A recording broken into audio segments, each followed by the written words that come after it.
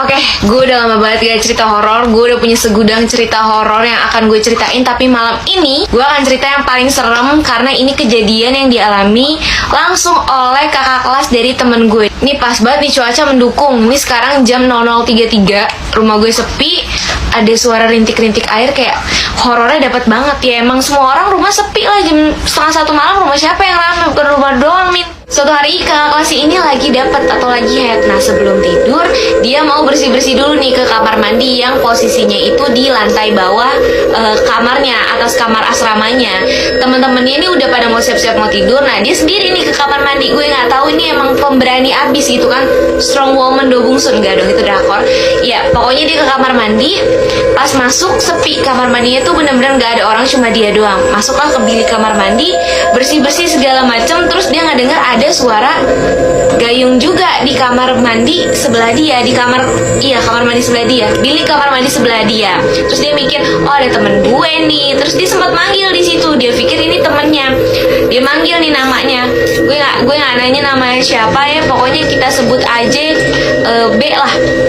B, lo mandi juga gitu. Gak ada suara sautan. Terus dia kayak, ya udah lanjutin mandinya, terus nggak berpikiran yang aneh-aneh. Nah, setelah keluar dari kamar mandi, dia penasaran dong si temennya ini udah selesai mandi atau belum. Dilihatlah bilik kamar mandi sebelahnya. Pas dibuka, nggak ada.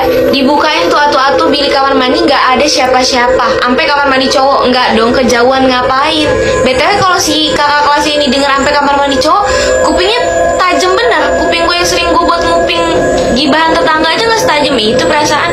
Udah deh bercandanya udah. Terus pokoknya pas dibuka semua nggak ada siapa-siapa, agak udah mulai berasa nih bulu kuduknya merinding, bulu ketek semuanya udah pada diri. Nah, pas madep sono udah mau keluar dari kamar mandi, dari belakang ada suara. Kalian tahu nggak sih kalau misalnya di kamar mandi itu kan basah ya. Nah, itu kan kalau jalan kayak ada plok plok plok gitu loh, kayak ada bunyi ituan air, karena itu kan kayak genangan air gitu kan. Nah, itu ada suara langkah kaki di atas lantai kamar mandi yang basah itu kan, kayak waduh, siapa nih? Kan dia sendiri, ini langkah kaki siapa? Situ feelingnya udah gak enak banget. Dia udah gak mau nengok ke belakang lagi. Intinya kayak dia tuh fokusnya kayak buruan deh gue sampai kamar gitu, karena ini ada yang gak beres. Akhirnya dia gak nengok ke belakang sama sekali. Dia udah jalan aja keluar dari kamar mandi. Dan lo tahu, bukan sampai situ aja, suara langkah kakinya ini ngikutin dia jalan. Bahkan di saat dia bener-bener udah panik banget, dia lari. Dia bener-bener lari, jalan cepet sampai lari estafet, sampai garis finish. Nggak dong, gak lucu sumpah. Kayak dia lari, itu suara langkah kakinya juga ikut cepet. Jadi bener-bener dia lari, suara langkah kakinya juga bener-bener lari juga ngikutin dia. Seperti yang gue bilang tadi, kamar mandinya itu letaknya di lantai bawah kamar